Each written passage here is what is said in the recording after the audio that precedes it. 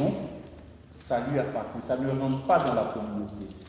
Le salaire, moi, mon salaire, n'entre pas dans la communauté. Tout au plus, j'ai l'obligation de contribuer aux charges du ménage. Mais sinon, mon salaire n'entre pas dans la communauté. Et chacun est responsable de ses dettes. Alors que, par exemple, dans le cas de la communauté, si on a pris une dette pour le ménage, on peut poursuivre la dette, c'est-à-dire on peut essayer de recouvrir la dette sur les biens communs. Donc ici, la séparation de biens, la séparation protège chacun des époux des créanciers.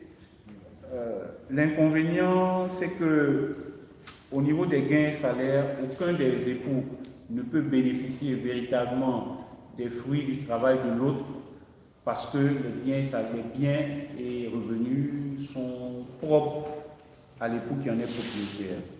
Et bon, un autre élément aussi qui est vraiment un peu délicat, c'est que on a nécessairement besoin de garder les preuves de tous les achats qu'on fait.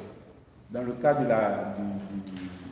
du régime de la séparation, il faut rapporter la preuve que c'est toi qui as acheté la voiture, c'est toi qui as acheté les biens, c'est toi qui as acheté la maison, c'est toi qui as... C'est un peu... C'est pas très élégant en tout cas. Donc voilà, ça c'est la séparation des biens. Il n'y a pas grand-chose à dire. L'élément essentiel, c'est que chacun admire ses biens et chacun est propriétaire de ses biens. Maintenant, le troisième régime, le régime de la convention. Ce n'est pas véritablement un régime, c'est plutôt, disons, un contrat, c'est un genre de contrat. Parce que quand on se mariait avant, il y avait deux choses. Soit on est marié sous le régime de la communauté, soit on est marié sous le régime de la séparation. Donc, le régime de la communauté, il y a les biens propres. Régime de la séparation, chacun a ses biens.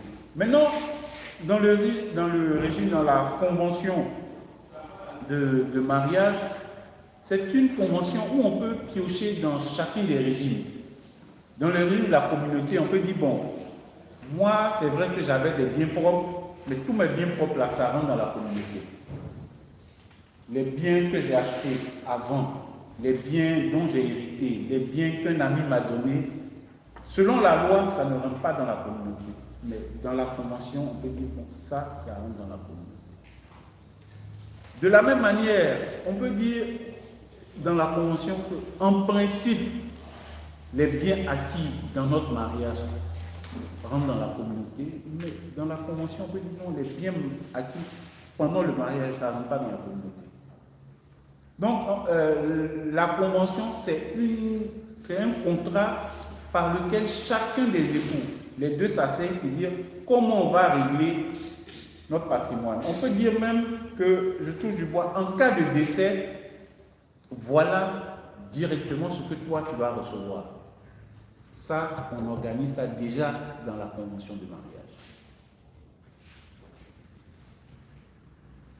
Donc, la convention de mariage, c'est un document qui est fait avant le mariage et qu'on soumet. C'est un document qui est fait devant un notaire qui vous propose des conventions pour organiser la gestion de vos biens. Mais il faut préciser que la convention de mariage ne porte que sur les biens. Que sur les biens. On a vu par exemple que du fait que nous soyons mariés, on avait des obligations envers nos enfants, on avait des obligations envers nos beaux-parents. On avait des obligations entre nous-mêmes. La convention de mariage ne porte que sur les biens. Donc on ne peut pas considérer, on ne peut pas mettre dans la convention que bon, moi j'ai le droit de te tromper une fois par an, bien. Non. La convention ne porte que sur les biens, pas sur les personnes. Pas sur les personnes, encore moins sur les enfants. Donc voilà globalement ce que je pouvais vous dire ce matin sur la loi sur le mariage. Je n'ai pas parlé, je n'ai pas voulu, comme je vous dis, prendre spécifiquement les